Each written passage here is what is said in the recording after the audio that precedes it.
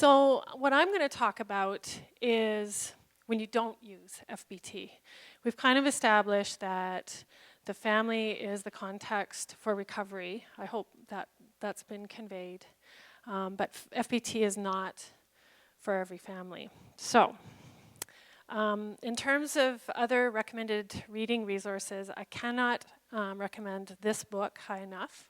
Brave Girl Eating by Harriet Brown. She is a mother of a child who had anorexia, and it's an autobiographical kind of description of their journey, and it nails the family's experience, so I recommend that highly. So for me, what I hope to talk about quickly, so as to leave enough time for Tom, is how family therapy in eating disorders differs from other types of family therapy. Differences between family-based therapy and traditional family therapy, which is what I do. What some things that therapists encounter when they're doing family therapy in the field of eating disorders, and maybe a little bit of loving kindness about that. A little bit about engagement, a little bit about assessment, some goal setting, and some challenges that you encounter. I am not teaching you about family therapy. That is way, way beyond the scope of what we're going to do. But before I start, I want to acknowledge a few people. First of all, my colleague, Pat Rolls, who has been working in the field of eating disorders for the past 32 years, gave me a lot of guidance and support in doing my piece of this. She is probably the best family therapist I've ever met. As well, when I was on the unit, I let the youth that I eat with and talk to, I let them know that we were coming here, and I let them know how terrified I was to come and speak in front of 100 people, because I've never done that before. And these kids were amazing. They were lovely. They immediately, as they do, they leaped to support me. They talked about fear. They talked about management of fear.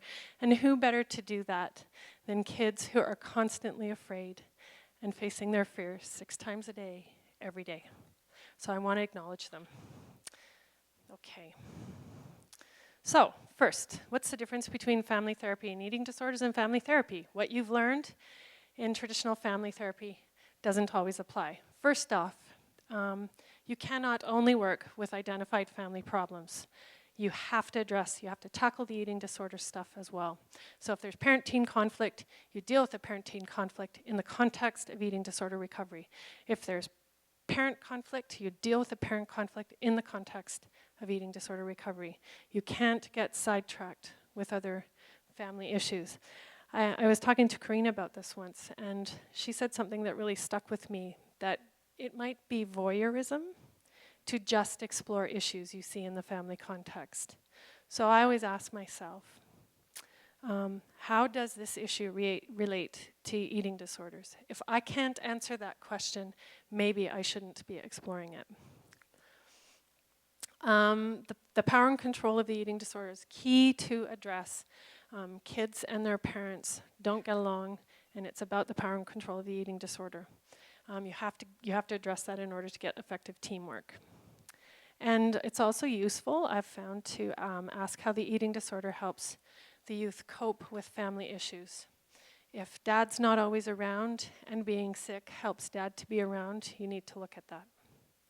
Okay, how does traditional family therapy and FBT therapy differ?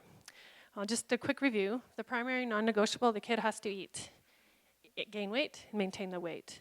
That's outpatient FBT is largely goal-directed to that end, and it is the first line of outpatient treatment, and it is evidence-based to that end. We have some criteria for when FBT is not recommended at Children's Hospital. I'm not going to go through all of these, but you can have a look at them, and they're useful to think about when you're thinking about treatment decisions in the community. Families come in all shapes and sizes with all kinds of challenges and strengths, and FBT does not fit all of them. I think the people who created FBT and are working with FBT are trying to find ways to add in adjuncts to FBT so that it's applicable to a wider audience, but it doesn't apply to everybody. So when we don't use FBT in the inpatient setting, how do we help the kids to eat, that non-negotiable? Well, Tom's going to talk to you about meal support training for parents. We have a dietitian who provides education and clinical support. We do inpatient structured meals. We practice eating together with the family. We use NG tube feeds if we need to. On the outpatient setting, if we're not doing FBT, there's a pediatrician and the dietitian available to the family for support. But what then? The youth has to go home, and the home is where the context of the eating disorder arose. How do we ensure continued success? And that's where I see traditional family therapy is coming in. So I tried to think about some of the differences between FBT and traditional family therapy, and this is what I came up with. FBT has a very narrow focus, at least in the beginning. It's about meals and eating. It's about that interface between parent and child, getting the kid to eat. Whereas in traditional family therapy, the focus is broader. We're looking at family structures, rules, boundaries, belief systems, and so forth. The role of the therapist is different. Karina mentioned that she's a consultant. And that's a less directive way of being a therapist most of the time. Whereas in traditional family therapy, the role of the therapist varies from a collaborative participant, a facilitator, or even getting very directive with the family. The understanding of the problem is different as well. The family gets reorganized around the illness. That presumes that the family functioned well before the illness. Traditional family therapy is a little different, that we also recognize that the family's reorganized around the illness, but there may be more going on, and the more that's going on may have predated the eating disorder. And then the goal in FBT is to return to that pre-morbid family functioning status. The goal in traditional family therapy is a new normal. Okay, which model of family therapy? Because there's lots. Well, I use a structural family and a systemic family therapy models. My colleague Pat and the outpatient social worker Angela uses narrative family therapy. My colleague Vyacheslava uses satir family therapy. Lots of us use solution-focused techniques. Recently there's been a push toward emotion-focused family therapy. Basically, the point I'm trying to make is you need to have a model. You need to adhere to the model. I think it's important to apply FBT principles to your model, but any of them can work. So, you're doing this work. It is hard work. It takes a lot of time, a lot of stress, and a lot of other things. So these are some things that clinicians may encounter when they're doing family therapy. There's that safety piece. It's life-threatening. You may feel a need to react emergently. I just wanted to say that time is your friend a little bit. I know Karina may talk about this being an emergency. It's an emergency for the family. You usually, unless the child needs to be admitted to the hospital, give yourself some time to respond instead of react. Having to have the answers. Well, there isn't one. I mean, Karina talked about FBT as the most promising answer, but one approach doesn't fit everybody. We are process-oriented rather than outcome-oriented, and having that multidisciplinary team involvement helps take some of the pressure off of this. Sometimes we have high-profile families. I know about this, and it can be intimidating to work with upper-class families who have high demands and expectations. And I guess what I would say to that is everybody poops, right? Everybody here poops, right? So I try to ground myself with that. The last ones that, stereotypes of families, the families that you've seen families in the past, and this one resembles that family, and you can feel yourself reacting to that. The length of the treatment, that it can be chronic, that can be a lot of relapses. It's hard to maintain hope and patience as a result of that. Families get tired and worn out, and sometimes they're not motivated. All of those things can really wear a therapist down. And I know I've talked with Jennifer on the phone several times when we've been at our wits' end with a family. And I guess what I would say about that is it's really important to take care of yourself as a therapist and ask yourself what's going on with me if you're seeing any of these things arising for yourself. Self-regulation is key. Tuning into how you're doing when you're in session and comparing it to how your family is doing is essential. Being aware of what your limitations are and not practicing beyond them, and believing that change is possible. We see it all the time. Okay, a little bit about engagement. I think for any clinician, you know this stuff. Boundaries. I talk about safety, confidentiality, what my roles are. I set the tone for family therapy, usually by being warm. I try to be funny. It doesn't always work. I model openness, transparency, tolerance for expressed emotions, and no secrets, because families come into family therapy with secrets, and they're sticky. Listen to families. They've had a hard go. They have gone through a long journey. They may have tried to access treatment, and you need to listen to that and validate that experience. Balancing connection. This one's challenging. You've got a very angry, scared kid, often angry, scared parents. You have to balance connection with the kid, but not at the expense of the parents. Emphasize a team approach. If you have a team, promote confidence in the team. Let them know that the doctor knows what he's doing, the therapist knows what he's doing, and the school personnel or whatever are involved, and they're all in the loop so that there's trust. Give information and provide hope. What do families need when they're working in family therapy? They need to feel included, especially parents or caregivers. They need to have a voice in treatment decisions. This goes right back to the beginning of today. They need to feel they're still the primary caregivers. You're not taking over. They need to be able to advocate for their children. And that sometimes this isn't easy. Sometimes parents don't agree with what you're doing. So it takes skill and finesse to do this. Families need to feel safe. Clear and consistent communication help. And those principles of externalizing the eating disorder and allying with the youth, sometimes that helps with safety. And again, they need information and they need help at home. And I'm going to let Tom address that most. Okay, assessment in traditional family therapy is different than FBT. And the biggest difference, I think, is the genogram, the family tree. You can get a ton of information, a ton of very important information from a 3-generational genogram. You can get information about patterns of interaction and attachment, which is important. Supports, communicating under stress, parenting styles, mental health, trauma, connection and distance, nuclear family, step families, and so forth. You need to ask about the presenting problem. How did this arrive? What are people's experience of it? What was going on at the time? School and peer issues are essential. Are there learning disabilities? Is the child gifted? Was there a transition to a new school? Has there been bullying? Key. Abuse and neglect. Oh boy. So what we know is that adverse life events and rates of sexual abuse in this population are much higher than in their comparable adolescent population. And also what I know is that the number of disclosures on our inpatient unit for kids who have sexual abuse is much, much lower than the literature suggests. So there's a lot of kids carrying around this information and not talking about it.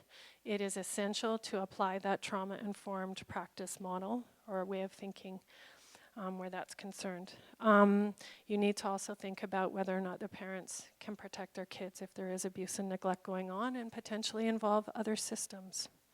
The family's experience of eating issues. Sometimes parents have eating disorders themselves. They've got ways of thinking about what is healthy eating and so forth. Judy addressed that. And you need to unearth those things because they can have a profound impact on working with the family and helping the kid to recover. And whether or not the family is willing to be involved in treatment. whether or not they feel like they can trust. They may have had bad experiences in therapy in the past, and you need to know that because you need to start where they are. Okay, goal setting. I think goal setting needs to be collaborative. Sometimes this is not easy because you've got a kid who doesn't want to recover and parents who are terrified. So it's very important to look for common goals between the caregiver and the child.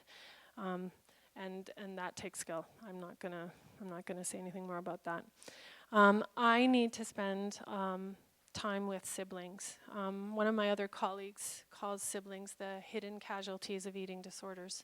They are profoundly affected by this, and they need some special time for themselves. We also have to pay attention to the capacity of parents. It may have been Riley's mother who said that refeeding is a full-time job, and it is. It really is. Whether or not you can take time off of work, whether or not you've got two parents to spell one off of the other, one meal flows into the next, and it takes a lot for parents to be able to do that.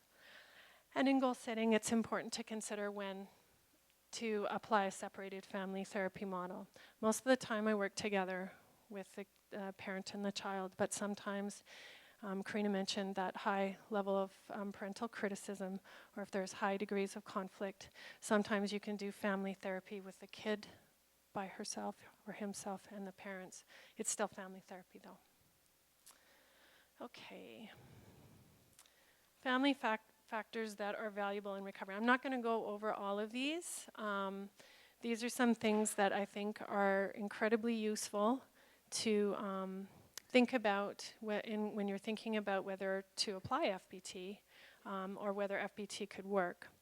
And for me, I ask myself, what is getting in the way of these things? What gets in the way of having time to feed your child? Is it parents are too invested in their work? Do they have mental health issues of their own? And so forth. And that informs what I might do. Okay.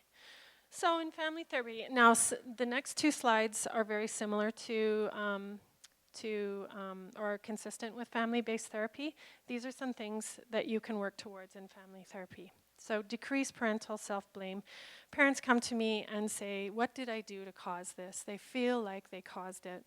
How could I have missed this? Oh, I hear that so often. And you know, when parents blame themselves, they have a harder time setting limits with their kids, and they have to be able to set limits with their kids, so I have to work at this. Parents need to work together even if they're separated. I mean, anybody in the room who's a parent and you've got a different parenting style than your spouse, you know that your kids will weasel their way in there and find the weak link. Well, the eating disorder wins when parents don't agree. It's really useful to understand the eating disorder and its functions. In the individual context, sometimes we hear eating disorders help kids to feel more confident or fit in. And parents need to know this because they can look for other ways to help their kids feel confident or fit in, and then that might loosen the need for the kid to cling to the eating disorder. Untolerating the kids' ambivalence about change. These kids don't want to recover all the time. I think kids need to decide to recover over and over and over again, and to let parents know that that's normal helps them to stay hopeful. And I guess one thing I want to say, I've often heard kids say, I don't want my parents involved. I don't know if you've ever heard that. Yeah. I attended a workshop recently that was reframed, and I think the reframe is incredibly useful. It's not, I don't want you to be involved. It really means I desperately need you to be involved, but I'm afraid it's not going to go well. And I think our job is to help kids realize that it can go well. We need to help decrease the power of the eating disorder in the family dynamics. If parents are fighting over the eating disorder is going to win. And that's that family getting reorganized around the eating disorder. Decrease collusion and bargaining with the eating disorder for the sake of peace. Parents give in. We have to help parents find ways to tolerate their children's anxiety when they have to eat. Find appropriate degrees of limit setting. If kids think their parents can't help them set limits, they're going to think that they can't be helped. So we have to help parents find the strength to set limits. And then the last piece is what Karina said about autonomy that's consistent with development, except where meals and eating are concerned. They're like 2-year-olds, and so there's that balancing act. This slide is a little bit different than family-based therapy. We need to help the family listen to each other, express their feelings, and gain mutual respect, including the siblings. The siblings have to re-find their voice in the family. Allowing youth to speak up more directly about needs and feelings, tolerate the increased voice of youth in recovery and intense emotions such as anger. Those two, I always think when kids come into our program, they're often meek, obedient-ish kids, and when they leave, they're fiery teenagers. And I hear parents say, "What have you done to my child?" I've helped your child return to what they're supposed to be doing. So help dyads in the families. Sisters and siblings connect better, parents connect better, mother-daughter connect better, and so forth. And help parents feel more competent in their role. That's family-based therapy, family therapy, any therapy. When the youth gets stuck, again, anybody in the audience, has the youth ever been stuck? Happens all the time, right? Not moving in their weight, not agreeing to participate in family therapy, not doing this damn treatment anymore. What do you do? Well, I like to think that the family is the key in this, when this comes up. And because I'm a family therapist, I apply systemic thinking to this problem. If the child isn't changing, change something else. Systemic thinking drives the idea that if you change one part of a system, other parts will change too. So if parents are still fighting and the kid is not attending family therapy, work on the fighting, and then maybe the kid will come back. What else are the parents willing to change? Family violence, substance use, mental health. Send them for individual therapy. Eating habits, family structure. All of those things a family therapist can work at, which may have the effect of drawing the youth back in. Partnerships. Again, it's about that therapeutic relationship. If something isn't working, maybe as a therapist you need to tune back into that relationship. And at this point, I want to make a pitch for Tom and I do a parent support group, and we've been doing it for several years, and we've gotten feedback that it is one of the most profoundly useful things for parents to engage in. Those partnerships, parent to parent, are invaluable. So I just wanted to make another pitch. And then to have a safety net. So if this goes sideways, what are we going to do? How is the kid going to return to school? If not, what are we going to do? If the kid stops attending family therapy, what are we going to do? Are we going to think about hospitalization? That helps to reassure families. This is more about small a acceptance. So if this child is not ready to recover, how can we help this family? There's going to be hard emotions that happen in the family when the kid is stuck. Family therapy may then be about helping parents to tolerate that and to build compassion about just how hard this illness is for these kids. And that may shift the relationship a little bit.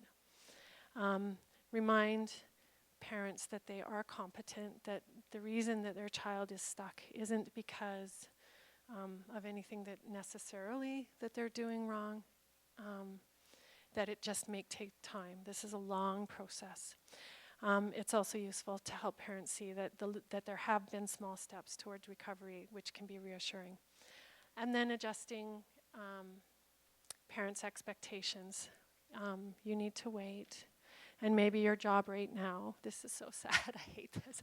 Your job is to help keep your kid alive until that time comes when he or she is ready to take that step. These are just some challenges that I think come in family therapy in general, and I think some of them have been addressed previously. And I just put that up there for your thinking about sexual orientation. I know Dr. Lamb addressed that if a boy is, if a male is gay, that might change how you think and talk to the youth about putting on weight and building muscle and so forth. So I'm not going to do anything more than that.